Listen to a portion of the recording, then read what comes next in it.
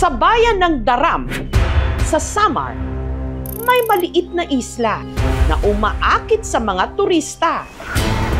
Ang mga rock formation kasi na makikita rito, maihahalin tulad daw sa Coron at El Nido. Kaya binansagan ito, Little Palawan.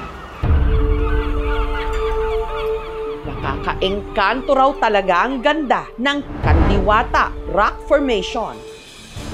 Halos 3 kilometro ang layo nito mula sa isa pang isla, ang Daram Island. Para marating ito, kinakailangan munang maglayag ng lagpas 5 minuto sakay ng bangka. Pero may kwento-kwento na hindi na raw kailangan pang tumawid ng dagat para lang marating ang isla ng Kandiwata. Sa barangay Mayabay raw kasi sa Daram Island, may isang kuweba na lagusan daw patungong Kandiwata. Simula doon sa may sinasabi ng kauburan hanggang Kandiwata, mahaba nun, parang mangyayari yun. Para patunayan yan, ang grupo ng cave explorer mula Calbayog na si Arnold, ito lang entrance guys. lakas loob na sinuyod ang kuweba. Matuntun lang ang lagusan na di umano nagkokonekta sa dalawang magkalayong mga isla. Kakasya. Hanggang sa narating niya ang isang maliit na butas. Ito na yung nagko-connect ng Kandiwata. Diyan lang yung pababa nito pagdating doon, patag na siya. Mapapatunayan na kaya ang kwento-kwento na sa cave capital ng Pilipinas, may lagusang nagdurugtong sa dalawang mga isla na pinaghihiwalay ng malalim na karagatan?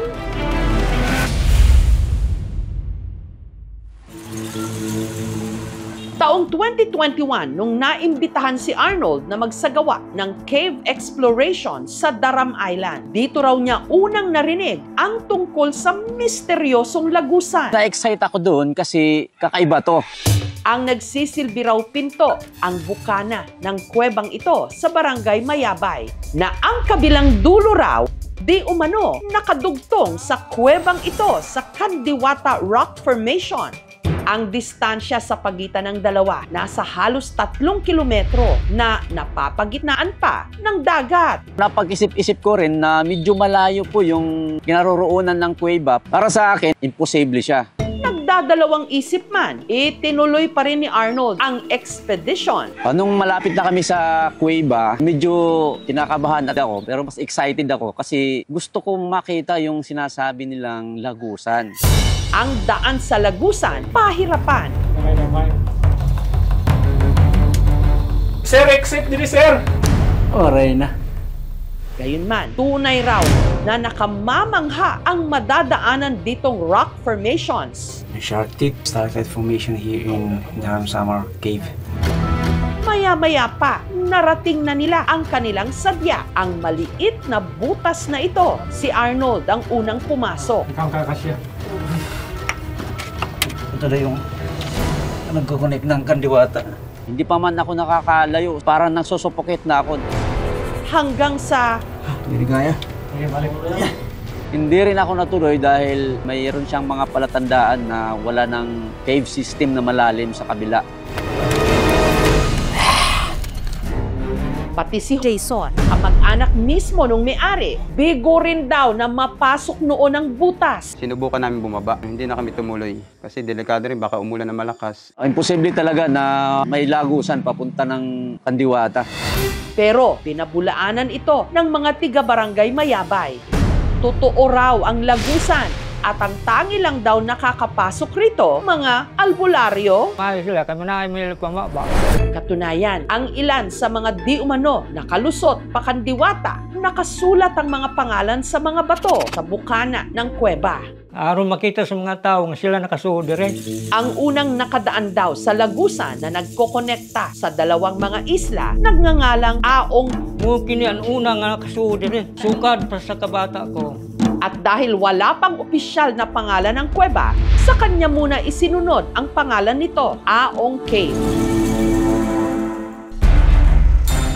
Isa pa sa sinasabing nakalusot na raw sa kuweba ang bayaw ni Lola Consor na nagngangalang Pablo Pait. Kami tidak naagi ng umuang dako. Siya lang sa musun. At kung hindi pa rin daw kayo naniniwala, baka raw magbago ang isip nyo dahil si Pablo Pait na isa sa mga di umano matagumpay na nakalusot sa Lagusan, Pakandiwata, buhay na buhay pa! Susunod, ano ang mga ilalahad ni Pablo Pait tungkol sa mahiwagang Lagusan? Nailang mga ako. Walain nga nakaanti ko diya pagtanaw kura. Sasang-ayunan kaya siya ng mga kawani ng Municipal Environment and Natural Resources Office at ng Bureau of Fire Protection ng Darang? Posible may uwi siya papuntang Kandiwata. Sige, banat. Sige, nakatisar. Hila. Sige, bira. Ano ang mga sikretong nagkukubli sa mahiwagang kuweba sa Darang? Dadaan lang. Sabay-sabay na nating pasukin ang Lagusan sa aming pagbabalik. Anong nasa loob? Maluwag na, sir. Sa Daram, Samar, may kwentong bayan na ang kuwebang ito sa barangay Mayabay na tinatawag na Aong Cave. May 3 kilometrong haba raw ng Lagusan na kumukonekta patungo sa kabilang isla kung saan makikita ang Kandiwata Rock Formation. Ang mga kawani ng Municipal Environment and Natural Resources Office at ang Bureau of Fire Protection ng Darang nagsagawa ng cave assessment sa Aong Cave. Narating ng grupo sa loob ang maliit na butas na pinasok noon ni Arnold. Sinuyod nila ito. Sige, banat. Sige, nakatisar. Hila. Sige, bira. Anong nasa loob? Maluwag na, sir. Maluwag na? Tapos, bababa na naman. Hindi na kaya. Boy. Bawal talaga. Hindi tayo equipter. Masyado talagang masukal yung cave, hindi kayang pasukin. Yung nakuha naming distance from entrance ng Aong Cave hanggang doon sa ikalawang entrance ng isang cave ay aabot lang ng 300 meters. Sunod nilang pinuntahan ang kuweba naman sa Kandiwata na siya raw kabilang dulo ng Aong. May butas dyan. Papasok. Dito yung sinasabi na kuan, Lagusan ng kuan papunta sa Kanaong. Pero katulad sa Aong, napaka-peligroso rin daw na suyurin pa ang pusod ng kuweba. Trinay namin, lapitan, kaso nga lang masyadong umaalon na. So hindi na namin pinagpatuloy. Masyado pa siyang peligroso pag hindi talaga ma-assess ng DNR. Ang tanging makapagpapatotoo na lang daw sa mga kwento-kwento ang di umano albularyong nakatawid daw mula sa Aong Cave, si Pablo Pait. Kilala niya si Pablo Pait. Nakaharap ng aming team ang matanda na ngayon 78 anyos na. Ito ang tatay ko. Hello, Ta! Kwento ni Tatay Pablo, labas-masok raw talaga siya noon sa mga kuweba ng Aong at Kandiwata. Nailang mga ako. Walain nga nakaanti ko diya pagtanaw kura. Doon daw kasi siya nakapanghuhuli ng mga ibong balin sa sayaw at mga ugat para sa panggagamot. Ngita man may mga kahoy nga, nakita na mo lang kuan lang mga naghanap kayo langgam. Kuyaw na diya magpatak arab ang tao ko sa loob. Dagan mga hayop sa dagat. Ang kuweba kasi ay tinituring na tagpuan ng Diyos at ang tao. Kaya ang ginagawa ng mga albularyo or yung mga tao na papasok itong sa tinatawag na kaharian ng spiritual, gumagawa sila ng paglilinis sa sarili nila. Pero si Pablo may isiniwalat. Dili tinuod ng ilang istorya nga diretso sa Kandiwata. Ako muragwa pa ko ka tanaw gyud niya kuan gikan sa Kandiwata. Ngadto sa Anya, hindi raw totoo ang mga kwento-kwento na may Lagusan sa Aong Cave patungong Kandiwata. kay kining langob murag delikado mo gyud ni.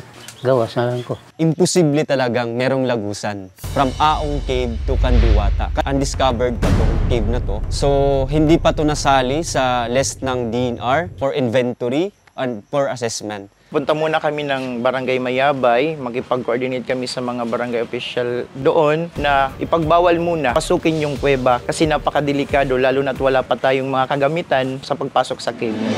Nabigyan man ng linaw ang maalamat na lagusan sa Darang. Ito na yung nag-connect ng kandiwata. Hanggat hindi tuluyang nasusuyod ang bawat sulok ng kuweba, ang mga sikreto't misteryo nito patuloy na magkukubli sa dilim. Thank you for watching, mga kapuso. Kung nagustuhan niyo po ang videong ito, subscribe na sa GMA Public Affairs YouTube channel. And don't forget to hit the bell button for our latest updates.